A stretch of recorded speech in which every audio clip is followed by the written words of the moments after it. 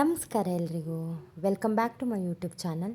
ನಾವು ಹಳೆ ವಿಡಿಯೋದಲ್ಲಿ ಕಳಲೆಗಳು ನಮ್ಮ ಮಲೆನಾಡಿನಲ್ಲಿ ಅಥವಾ ನಮ್ಮ ಸಿದ್ದಾಪುರದಲ್ಲಿ ಎಲ್ಲಿ ಸಿಗುತ್ತೆ, ಕಳಲೆಯನ್ನು ತುಂಬ ದಿನಗಳ ಕಾಲ ಸ್ಟೋರ್ ಮಾಡಿಟ್ಕೊಳ್ಳೋದು ಹೇಗೆ, ಅವುಗಳ ಬೆನಿಫಿಟ್ಸ್ಗಳೇನು, ಅಲ್ಲಿರುವಂತಹ ನೈಸರ್ಗಿಕ ವಿಷಕಾರಿ ಅಂಶಗಳನ್ನ ಹೋಗಲಾಡ್ಸೋಕ್ಕೆ ನಮ್ಮ ಮಲೆನಾಡಿನವರು ಯಾವ ಸ್ಟ್ರಾಟಜಿಗಳನ್ನ ಯೂಸ್ ಮಾಡ್ಕೊಳ್ತಾರೆ ಅನ್ನೋದನ್ನು ನೋಡಿದ್ವಿ. ಅದೇ ರೀತಿ ಇವತ್ತಿನ ವಿಡಿಯೋದಲ್ಲಿ ಕಳಲೆ ಪಲ್ಯ ಮಾಡೋದು ಹೇಗೆ ಸಿಂಪಲ್ ಆಗಿ ಅನ್ನೋದನ್ನು ನೋಡೋಣ. 5 ನಿಮಿಷದೊಳಗಡೆ ಎಲ್ಲ ಆಗಿಬಿಡುತ್ತೆ.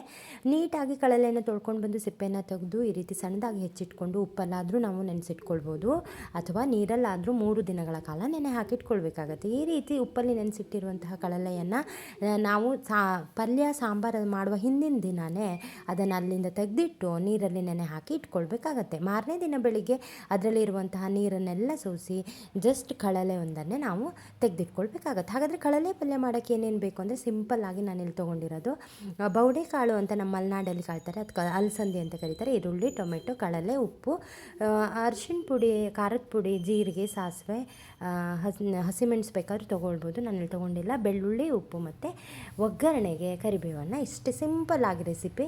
ಹಾಗಾದರೆ ಹೇಗೆ ಮಾಡೋದು? ಎಣ್ಣೆಯನ್ನು ತೊಗೊಂಡಿದ್ದೀನಿ. ಕೊಬ್ಬರಿ ಎಣ್ಣೆ ತೊಗೊಂಡ್ರು ಅಡ್ಡಿಲ್ಲ, ಅಥವಾ ಸಾದಾ ಯಾವುದಾದ್ರೂ ಅಡುಗೆ ಎಣ್ಣೆಯನ್ನು ನಾವಿಲ್ಲಿ ತೊಗೊಳ್ಬೋದು. ಇಷ್ಟು ಈ ಕಳಲೆ ಪಲ್ಯ ಮಾಡೋಕ್ಕೆ ಬೇಕಾಗಿರುವಂಥ ರೆಸಿಪಿ. ನಾವು ಇದು ಡ್ರೈ ಪಲ್ಯ ಥರ ಆಗುತ್ತೆ. ನಮಗೆ ಇನ್ನೊಂದು ಸ್ವಲ್ಪ ನಮಗೆ ಗ್ರೇವಿ ಬೇಕು ಅಂತಂದರೆ ಇದು ಬೇರೆ ವಿಧಾನದಲ್ಲಿ ನಾವು ಮಾಡ್ಕೊಳ್ಬೋದು. ನಾನಿವತ್ತು ಡ್ರೈ ಪಲ್ಯ ಮಾಡೋದು ಹೇಗೆ ಅಂತ ನೆನೆ ಹಾಕಿರುವಂಥ ಅಲಸಂದಿ ಮತ್ತು ಈ ತೊಳೆದಿಟ್ಟಿರುವಂಥ ಕಳಲೆಗೆ ಉಪ್ಪು ಮತ್ತು ಅರಿಶಿಣ ಪುಡಿ ಹಾಗೂ ಕೊಬ್ಬರಿ ಎಣ್ಣೆಯನ್ನು ಹಾಕಿ ಕುಕ್ಕರಲ್ಲಿ ಸ್ವಲ್ಪ ಇದು ಮುಳುಗುವಷ್ಟು ನೀರನ್ನು ಹಾಕಿ 5ರಿಂದ 6 ವಿಸಿಲ್ ಬರೋವರೆಗೆ ಇದನ್ನು ಕೂಗಿಸ್ಕೊಳ್ಬೇಕಾಗತ್ತೆ, ಬೇಯಿಸ್ಕೊಳ್ಬೇಕಾಗತ್ತೆ. ಈ ರೀತಿ ಇದು ಕುಕ್ಕರಲ್ಲಿ ಬೇಯ್ತಾ ಇರಬೇಕಾದ್ರೆ ನಾವು ಈ ಕಡೆ ಒಗ್ಗರಣೆಗೆ ಒಂದು ಪಾತ್ರೆಯನ್ನು ತೊಗೊಂಡು ಅದಕ್ಕೆ ಎಣ್ಣೆಯನ್ನು ಹಾಕ್ಕೊಂಡು ಸಾಸಿವೆಯನ್ನು ಹಾಕ್ಕೊಳ್ತಿದ್ದೀನಿ. ಸಾಸಿವೆ ಚಟಪಟ ಅಂದ್ಕೂಡಲೇ ಅದಕ್ಕೆ ಜೀರಿಗೆಯನ್ನು ಹಾಕ್ಕೊಳ್ಬೇಕಾಗತ್ತೆ. ಜೀರಿಗೆನೂ ಕೂಡ ಚಟಪಟ ಅಂದ್ಕೂಡಲೇ ಅದಕ್ಕೆ ಬೆಳ್ಳುಳ್ಳಿ ಮತ್ತು ಕರಿಬೇವಿನ ಎಲೆಗಳನ್ನು ಹಾಕ್ಕೊಂಡು ನಿಧಾನವಾಗಿ ಇದನ್ನು ಬಾಡಿಸ್ಕೊಳ್ಳೋಣ. ಇದು ಸಿಂಪಲ್ ಆಗಿರೋ ರೆಸಿಪಿ, ರೊಟ್ಟಿಗೆ ಎಲ್ಲ ಚೆನ್ನಾಗಿರುತ್ತೆ. ಅದೇ ರೀತಿ ಸಣ್ಣದಾಗಿ ಹೆಚ್ಚಿಟ್ಕೊಂಡಿರುವಂತಹ ಒಂದು ಈರುಳ್ಳಿಯನ್ನು ಇಲ್ಲಿ ತೊಗೊಂಡಿದ್ದೀನಿ. ಈರುಳ್ಳಿ ನೀಟಾಗಿ ಬ್ರೌನ್ ಕಲರ್ ಬರೋವರೆಗೆ ಇದನ್ನು ಫ್ರೈ ಮಾಡ್ಕೊಳ್ಳೋಣ. ನಾನು ಹಳೆ ವಿಡಿಯೋದಲ್ಲಿ ಹೇಳಿದ್ದೀನಿ, ಈರುಳ್ಳಿ ಬೇಗ ಫ್ರೈ ಆಗಬೇಕು ಅಂತಂದರೆ ಸ್ವಲ್ಪ ಚಿಟಿಕೆ ಉಪ್ಪು ಮತ್ತು ಅರಿಶಿಣ ಪುಡಿಯನ್ನು ಇಲ್ಲಿ ಸೇರಿಸ್ಕೊಂಡ್ರೆ ಈರುಳ್ಳಿ ಬೇಗ ನಮಗೆ ಬ್ರೌನ್ ಕಲರಲ್ಲಿ ಬರುತ್ತೆ, ಬೇಗ ಅದು ಫ್ರೈ ಆಗುತ್ತೆ. ನಾನು ಸ್ವಲ್ಪ ಚಿಟಿಕೆ ಉಪ್ಪನ್ನು ಹಾಕ್ಕೊಳ್ತಿದ್ದೀನಿ. ಅದೇ ರೀತಿ ಅರಿಶಿಣ ಪುಡಿಯನ್ನು ಕೂಡ ಹಾಕ್ಕೊಂಡು ಬಾಡಿಸ್ಕೊಂಡು ಇದು ಬ್ರೌನ್ ಕಲರ್ ಬರುವವರೆಗೆ ಇದನ್ನು ಬಾಡಿಸ್ಕೊಂಡಾದಮೇಲೆ ಇದಕ್ಕೆ ಹೆಚ್ಚಿಟ್ಟಿರುವಂಥ ಒಂದು ಟೊಮೆಟೊನ ಹಾಕ್ಕೊಳ್ಳೋಣ. ಟೊಮೆಟೊನು ಕೂಡ ಇಲ್ಲಿ ಬೇಯಬೇಕಾಗತ್ತೆ. ಇದರೆಲ್ಲರ ಜೊತೆ ಟೊಮೆಟೊ ಸ್ವಲ್ಪ ಸ್ಮೂತ್ ಆಗೋವರೆಗೂ ಇದನ್ನು ಬೇಯಿಸ್ಕೊಳ್ಳೋಣ. ಇದು ಬೆಂದಾದಮೇಲೆ ನಾವು ಫ್ಲೇಮನ್ನು ಸಣ್ಣ ಮಾಡಿಟ್ಕೊಂಡು 1 ಚಮಚ ಖಾರದ ಪುಡಿಯನ್ನು ಇಲ್ಲಿ ಹಾಕ್ಕೊಳ್ತಾ ಇದ್ದೀನಿ. ಖಾರದ ಪುಡಿ ಸಣ್ಣ ಇರಬೇಕಾಗತ್ತೆ ಬೆಂಕಿ, ಇಲ್ಲಾಂದರೆ ಖಾರದ ಪುಡಿ ಕತ್ತಾಗುತ್ತೆ. ಈ ರೀತಿ ಸೈಡ್ ಇಟ್ಕೊಂಡು ಇಲ್ಲಿ 5ರಿಂದ 6 ವಿಸಲಲ್ಲಿ ಕಳಲೆ ಮತ್ತು ಬೌಡೆ ಅಥವಾ ಅಲಸಂದಿ ಕಾಳು ಬೆಂದಿದೆ.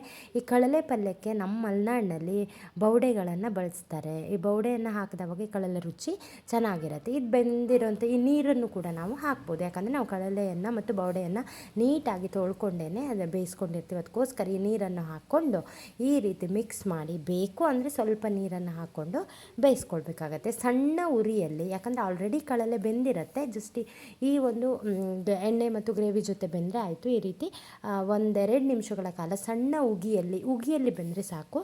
ಈ ರೀತಿ ಬೇಯಿಸ್ಕೊಂಡ್ರೆ ನಮಗೆ ರೊಟ್ಟಿಗೆ, ಚಪಾತಿಗೆ ಹದವಾದಂತಹ ಪಲ್ಯ ರೆಡಿ ಆಗುತ್ತೆ. ಸಿಂಪಲ್ಲಾಗಿ ಈ ರೀತಿ ಒಂದು ಸತಿ ಮಾಡ್ಕೊಂಡು ನೋಡಿ. ಹುಡಿಯಾದ ಪಲ್ಯ ಆಗಿರುತ್ತೆ, ತುಂಬ ರುಚಿಯಾಗಿರುತ್ತೆ. ಗ್ರೇವಿ ಬೇಕು ಅನ್ನೋರು ಕೂಡ ಸ್ವಲ್ಪ ಬೇರೆ ಸಾಂಬಾರನ್ನು ಮಾಡ್ಕೊಳ್ಳೋದಾಗುತ್ತೆ.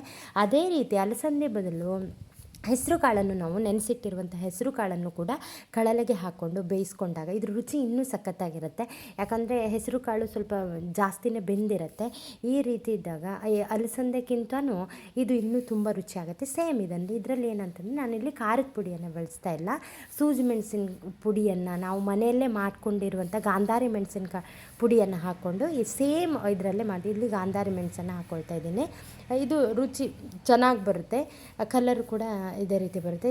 ಇದೇನಂತಂದರೆ ಅಲಸಂದಿ ಕಳಲೆಕ್ಕಿಂತನೂ ಈ ಹೆಸರು ಕಾಳು ಮತ್ತು ಕಳಲೆ ಪಲ್ಯ, ಹುಡಿ ಪಲ್ಯ ತುಂಬ ರುಚಿಯಾಗಿರುತ್ತೆ. ಈ ರೀತಿ ಒಂದು ಸತಿ ನೀವು ಹುಡಿ ಪಲ್ಯವನ್ನು ಮಾಡಿ ನೋಡಿ, ರೊಟ್ಟಿಗಂತೂ ತುಂಬ ಚೆನ್ನಾಗಿರುತ್ತೆ. ಕಾಯಿ ತುರಿಯನ್ನು ಕೂಡ ನಾನು ಸೇರಿಸ್ಕೊಳ್ಬೋದು. ನಾನು ಮೊದಲೇ ಮಾಡಿರೋದು ಇದರಲ್ಲಿ ಕಾಯಿ ತುರಿಯನ್ನು ಸೇರಿಸ್ಕೊಂಡಿಲ್ಲ, ಬಟ್ ಇಲ್ಲಿ ಕಾಯಿ ತುರಿಯನ್ನು ಸೇರಿಸ್ಕೊಳ್ತಾ ಇದ್ದೀನಿ.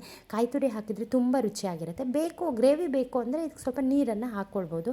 ಅದೇ ಬೆಂದಿರುವಂತಹ ನೀರನ್ನೇ ಕಾಳು ಮತ್ತು ಕಡಲೆ ಬೆಂದಿರುವಂಥ ನೀರನ್ನೇ ಇಲ್ಲಿಗೆ ಹಾಕ್ಕೊಂಡು ಈ ರೀತಿ ರೊಟ್ಟಿಯ ಜೊತೆಗೆ ಬೆಳಗ್ಗೆ ನಾವು ಇದು ಮಾಡಿಕೊಂಡು ತಿನ್ಬೋದು. ತುಂಬ ರುಚಿಯಾಗಿರುತ್ತೆ. ಸಾಂಪ್ರದಾಯಿಕ ವಿಧಾನದಲ್ಲಿ ಗ್ರೇವಿಯನ್ನು ಮಾಡ್ತಾರೆ, ಅದಕ್ಕಿಂತನೂ ಈ ರೀತಿ ಒಂದು ಉಡಿ ಪಲ್ಯವನ್ನು ಮಾಡಿ ನೋಡಿ, ತುಂಬ ರುಚಿಯಾಗಿರುತ್ತೆ. ಒಂದು ಸತಿ ನೀವು ಕಡಲೆಯನ್ನು ಈ ರೀತಿ ಪಲ್ಯ ಮಾಡಿ ಟ್ರೈ ಮಾಡಿ ನೋಡಿ, ಟೇಸ್ಟ್ ಹೇಗೆ ಬಂದಿದೆ ಅನ್ನೋದನ್ನು ಕಮೆಂಟ್ ಮಾಡಿ. ಇಲ್ಲಿಗೆ ಇವತ್ತಿನ ವಿಡಿಯೋನ ಮುಗಿಸ್ತಾ ಇದ್ದೀನಿ. ವಿಡಿಯೋ ಇಷ್ಟ ಆದರೆ ಲೈಕ್ ಮಾಡಿ, ಶೇರ್ ಮಾಡಿ, ಕಮೆಂಟ್ ಮಾಡಿ. ಇಂತಹ ಅನೇಕ ಮಲೆನಾಡಿನ ವಿಷಯಗಳ ಕುರಿತು ಆಶಾ ಸಂತೋಷ್ ಸಿದ್ದಾಪುರ ಯೂಟ್ಯೂಬ್ ಚಾನಲ್ಗೆ ಸಬ್ಸ್ಕ್ರೈಬ್ ಮಾಡ್ಕೊಳ್ಳಿ ಅಂತ ವಿಡಿಯೋನ ಮುಗಿಸ್ತಾ ಇದ್ದೀನಿ. ಎಲ್ಲರಿಗೂ ಧನ್ಯವಾದಗಳು.